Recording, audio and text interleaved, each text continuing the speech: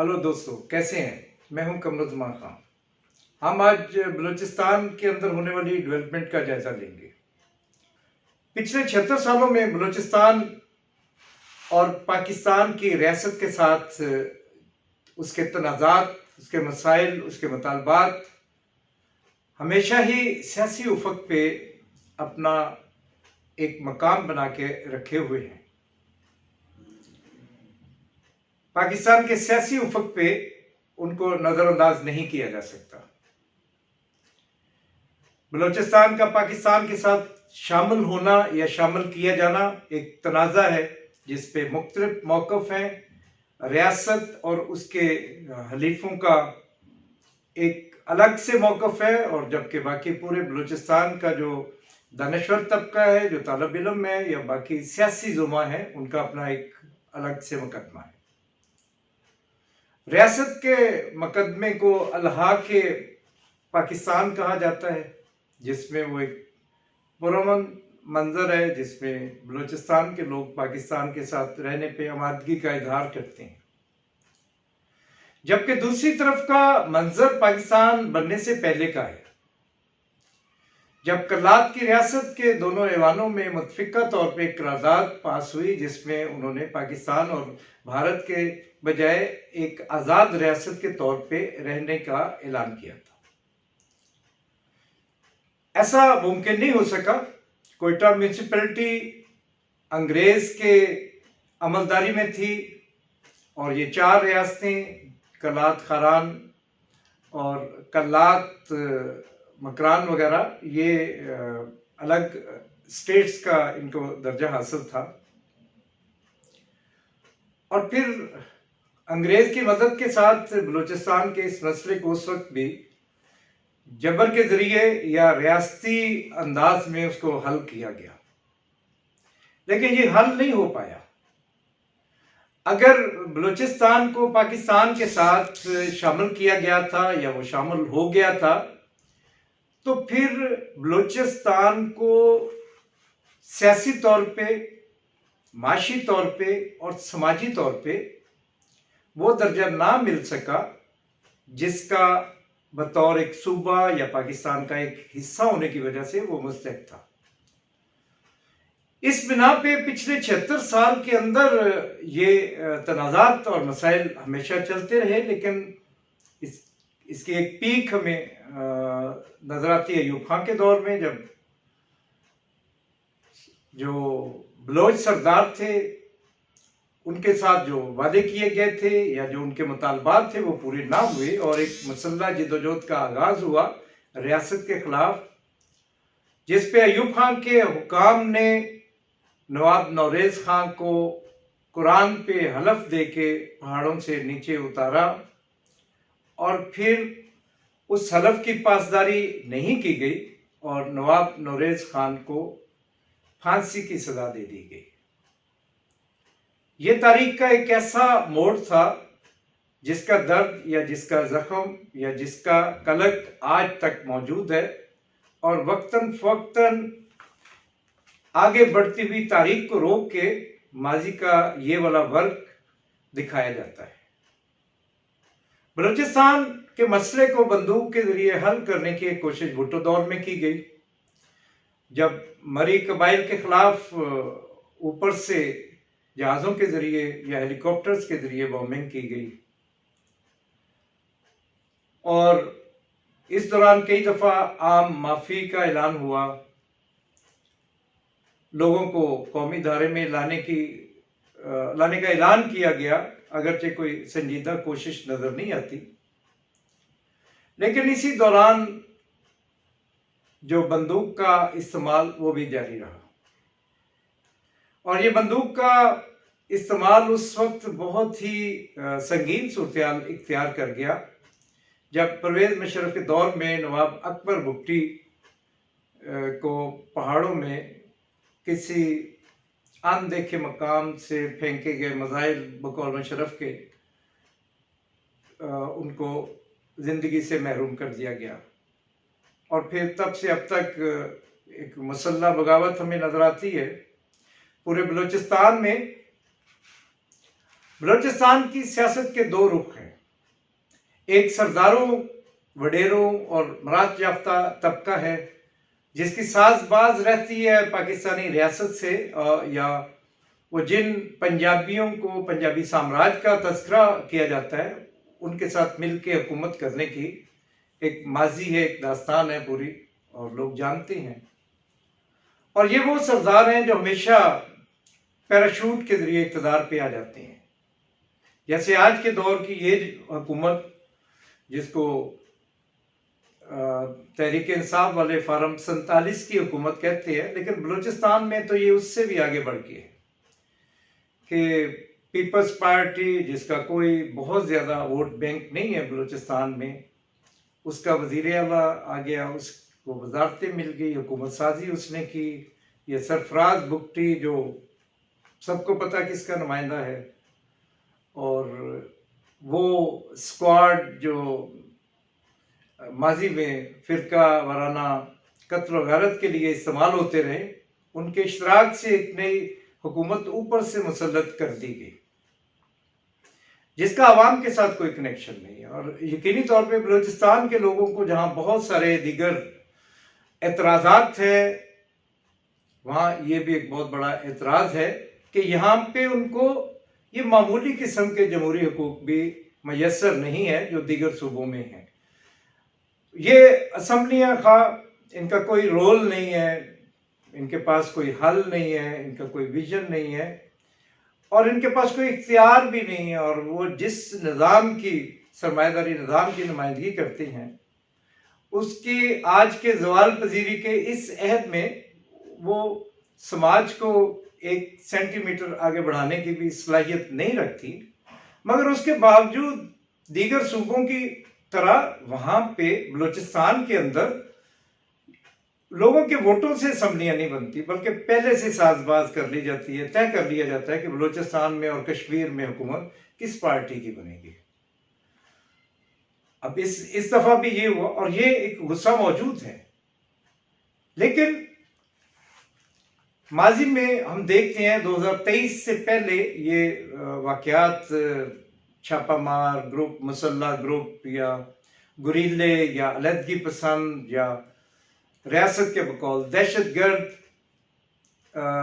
ये लोगों पे हमले करते रहे हैं। जहाँ पे ये रियासती एहलकारों पे हमले करते थे, वहाँ गाहे गाहे ये सिविलियंस पे भी हमले करते रहे हैं। और वो सिविलियन जिनका कोई सियासी बैकग्राउंड नहीं, जिनका कोई सियासी मौक़िफ़ नहीं, जो फैसला साजी में कहीं शामिल नहीं, उनको शनाख्ती कार्ड देख के कौमियत की बुनियाद पे अगर वो बलूचिस्तान से ताल्लुक़ नहीं रखते तो उनको खामखा से कत्ल कर दिया जाना, उनका कोई कसूर नहीं, उनके ख़ानदानों को उनसे महरूम कर दिया जाना, उनके बच्चों को अपने वालिदैन से महरूम कर दिया जाना, ये एक ऐसा अदल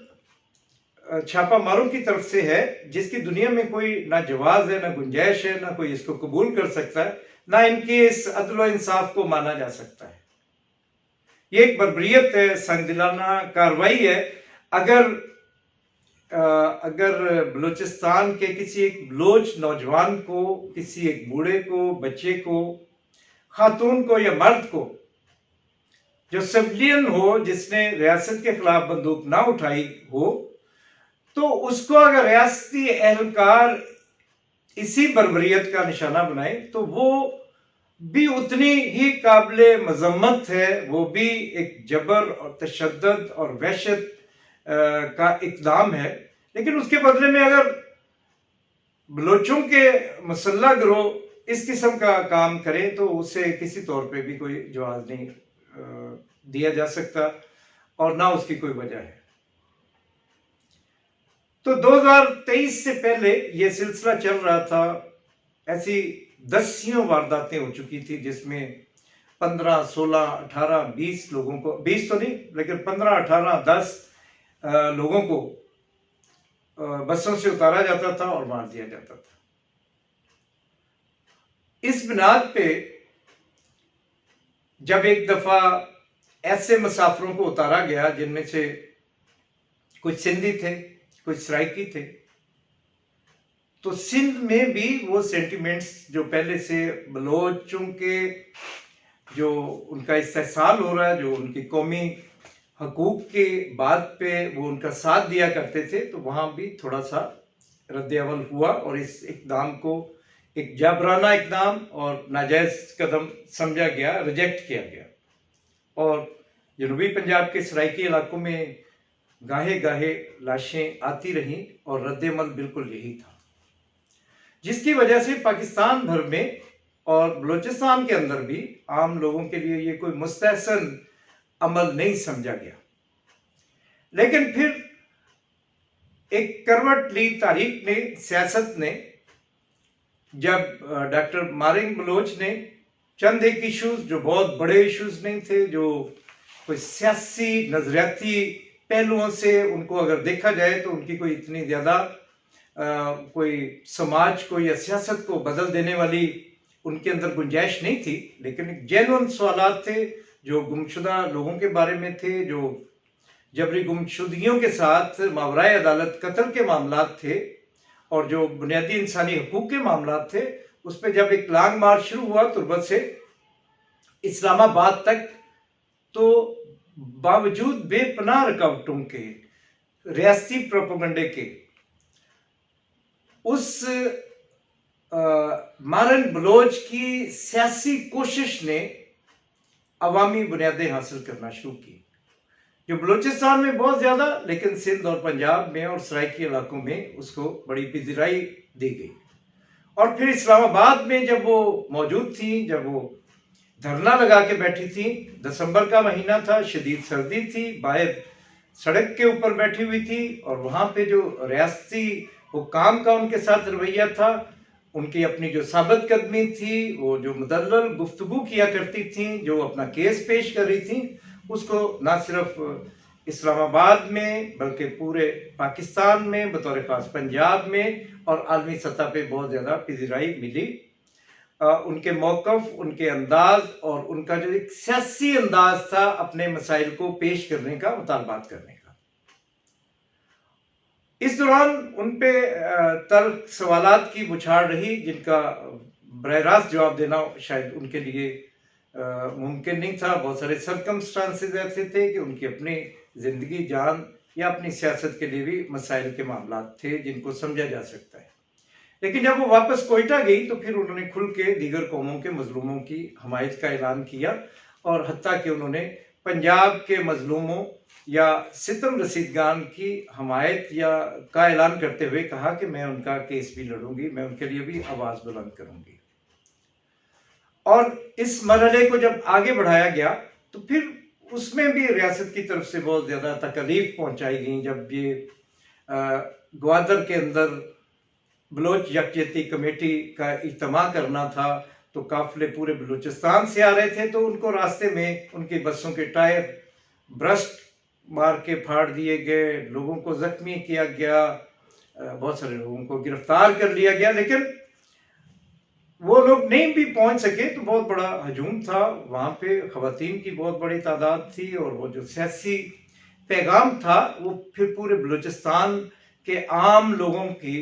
आवाज़ बन गया। उनके लिए वो पैगाम एक मशले राह बन गई या उनका एक सियासी प्रोग्राम। हाँ, वो बहुत महदूद 2-3 नकात थे जो ज़ाहिर है कोई माशी प्रोग्राम नहीं था, सियासी प्रोग्राम नहीं था, साम्राज्य के खिलाफ कोई ऐसी प्लानिंग नहीं थी या नुक्ता निगाह नहीं था, जिसका तकाजा है कि यहाँ पे खुल के बात की जाए कि यहाँ पे साम्राज्य का क्या रोल है और वो किस तरीके से मुदाखलत हो रही है। और एक नहीं कई साम्राज्यी कुव्वतें यहाँ पे बलूचिस्तान में पॉलिटिक्स भी कर रही हैं और मारधाड़ कर भी रही, करवा भी रही हैं और मुख्तलिफ कुव्वतें मुख्तलिफ लोगों के साथ हैं। लेकिन ये 1-2 नुकात पे जो डॉक्टर मारिंग बलोच का एजेंडा था, उसके साथ शामिल होने वालों को आसानी ये मैसर आई कि वो बंदूक बरदारों के साथ नहीं मिल सकते थे। हर कोई बिल्कुल यंगस्टर जो नौजवान होते हैं, जो एक आइडियलिज्म उनके जहन में होता है या जो उन्होंने किताबें पढ़ी होती हैं और जो किताबी एक हिकमत अमली इख्तियार करते हैं, तो उस अंदाज में बड़े बूढ़े या खवातीन बंदूक पकड़ के बाहर नहीं निकल सकते, या कुछ ऐसे लोग भी होते हैं जिनका पर्सपेक्टिव डिफरेंट होता है, जो समझते हैं कि इस अंदाज में एक देवहिकल रियासत के साथ टकराने की सूरत में अपने किसी भी हदफ को, जो पॉलिटिकल हो, जो हकूक का मसला हो, जो कौमी मसले से मुंसलिक हो, उसको हासिल नहीं किया जा सकता। लेकिन उनके लिए आसानी थी कि वो डॉक्टर मारिंग बलोच के साथ मिल जाएं, और हमने देखा फिर हजारों की तादाद में पंजगुर में, ग्वादर में और तुर्बत में और मुख्तलिफ शहरों में लोग बाहर निकले। सड़कों पे जगह खत्म होगी, लोग इमारतों पे थे, और डॉक्टर मारिंग बलोच को सपोर्ट हासिल थी, बलोचिस्तान के अंदर भी, बलोचिस्तान के बाहर भी। और पंजाब में बहुत ज़्यादा एक नई तब्दीली थी। मादी में ऐसी कोई तब्दीली हमें देखने को नहीं मिलती कि पंजाब के सोचने समझने वाले लोग, दानिश्वर और सियासी वर्कर, ख़ास तौर पे लेफ्ट के लोग माइल हुए डॉक्टर मारिंग बलोच की तरफ, और उन्होंने बहुत ज़्यादा सपोर्ट किया।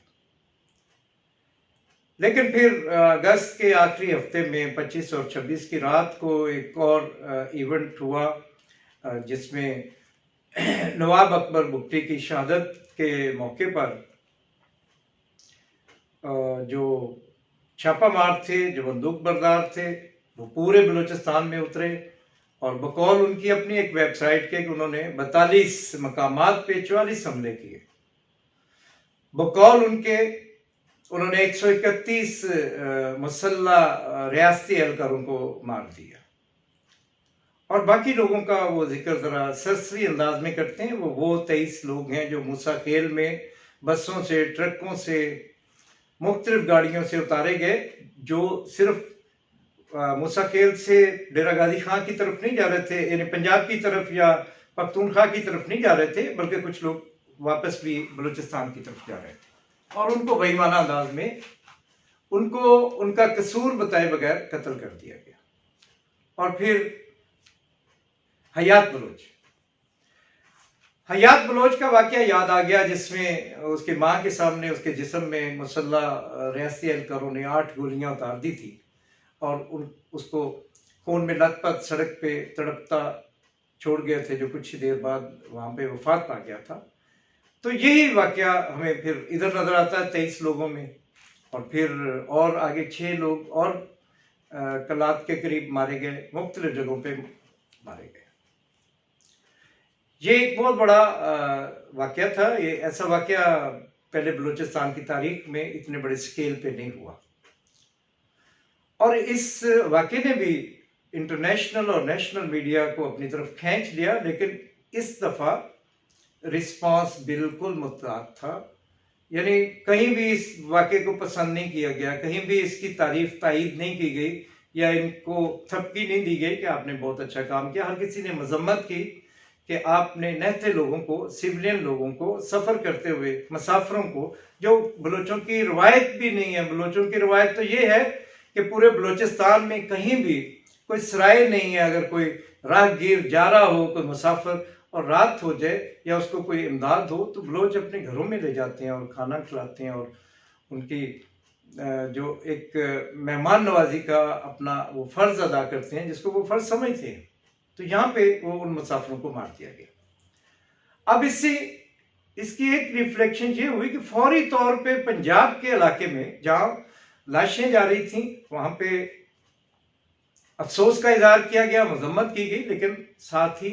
मारिंग बलोच से सवालात शुरू कर दिए गए। और वो जो हमायत उसने अपनी एक सिविलियन सियासी तहरीक के जरिए हासिल की थी, उसको खासा नुकसान पहुंचा। तो सवाल ये पैदा होता है कि क्या दीगर जो उनके गोल थे, उनके साथ ही क्या एक टारगेट ये नहीं था कि एक सियासी मूवमेंट को किल किया जाए? क्योंकि सियासी मूवमेंट का मतलब ये है कि आम लोग उसमें शामिल होंगे, और हजारों नहीं, लाखों और करोड़ों लोग उसमें शामिल हो सकते हैं, और सियासी तहरीकों को बाकी सूबों से भी सपोर्ट हासिल हो सकती है। तो एक तरफ ये सरदारी निज़ाम को बहुत ज्यादा आसान पहुंचने का खतरा, बल्कि उसके में का खदशा है, क्योंकि जो मारिंग बलोच के साथ सारे तालीम याफ्ता लोग और शहरी इलाकों के लोग जो गैर मुसल्लह लोग और सियासी लोग उसके साथ शामिल हुए थे और हो रहे थे। और ये चीज़ जहाँ पे एक तरफ गुरीलों को या बंदूक बरदारों को नुकसान पहुंचाती है कि वो सियासी तहरीक के जरिए आइसोलेट होते जा रहे थे, या उनका तरीकाकार जो है वो नाकाबिल कबूल होता जा रहा था, वहीं पे ऐसे अनासर जो मुल्की भी हो सकते हैं और जो बैनुल अक़वामी भी हो सकते हैं, उनके लिए भी एक मसला था कि अगर सियासी कुव्वतें अपना हुजम बढ़ा जाएंगी, और वो सियासी कुव्वतें भी ऐसी होंगी जो रियासती एजेंसियों के कंट्रोल में नहीं होंगी, बल्कि वो आवाम की बात करेंगी, आम लोगों की बात करेंगे जैसे वो कर रहे थे, तो फिर उनके लिए ये कठपुतली का तमाशा करना मुमकिन नहीं रहेगा कि वो किसी को कान से पकड़ के लेके आते हैं और उसको खींच के इतना बड़ा बना देते हैं कि फिर उसे वज़ीर-ए-आला बना देते हैं, या उसे वज़ीर दाखिला बना देते हैं, या कुछ और बना देते हैं। और फिर इसी तरीके से वो यहाँ पे जो बलूचिस्तान है, जिसे कहते हैं कि ये जो वसाइल पे तैरता हुआ एक सूबा है, वहाँ पे वो अपनी मन मानियाँ नहीं कर सकेंगे, बल्कि लोग आ जाएंगे जो असली हकीकी स्टेक होल्डर्स हैं, वो बाहर निकल के आ जाएंगे। तो इस जो दो मैंने इम्कानात की बात की है, इसके अलावा बहुत सारी चीज़ें इसमें शामिल हो सकती हैं। जैसे प्रॉक्सी वार चल रही है यहाँ पे सीपैक के गिर्द, चीनी मफादात हैं, अमरीकी मफादात है, और ये लड़ाई है। फिर रियासत की तरफ से कहा जाता है कि ये भारत की भी इसमें शमूलियत है और हो भी सकती है, और जैसे कोई एक जासूस पकड़ा था। और जाहिर है जब ये कश्मीर के अंदर और पंजाब के अंदर और दीगर रियासतों के अंदर हमें ऐसे तासर मिलेगा कि वहाँ पे मुदाखलत यहाँ से हो रही, तो फिर उधर से भी इधर मुदाखलत होना खारिज इम्कान नहीं है। तो एक ब्लैक डे गुजरा है 25 और 26 अगस्त, जिसने ना सिर्फ बेगुनाहों का खून ज़मीन पे गिराया, उनकी कारेज़ें बना दी गई हैं, वहीं पे एक सियासी मूवमेंट को भी किल करने की कोशिश की गई है। अब मसले के और कई रुख हैं, और जिसका हम इस वीडियो में जो पहले ही बहुत ज़्यादा तवील हो चुकी है उसमें हम डिस्कस नहीं करेंगे, बल्कि आने वाली वीडियो में हम डिस्कस करेंगे कि क्या इस निज़ाम सरमायादारी के अंदर रहते हुए, और ख़ास तौर पे एक साबिक नौआबादियाती मुल्क के अंदर आप कौमों के हकूक़ बिल्कुल आराम से सहल तरीके से वो अदा हो सकते हैं? क्या रियासतें इस काबिल भी है कि वो समाज के किसी हिस्से का कोई भी हक उसको दे सकें, खा वो सिनफी हकूक़ हो, खा वो मजहबी और फ़िरका वाराना हकूक़ हों, तबकाती हकूक़ हों या कौमी हकूक़ हों? इसका हम आने वाले दिनों में जायज़ा लेंगे। आप अपनी राय ज़रूर दीजिए।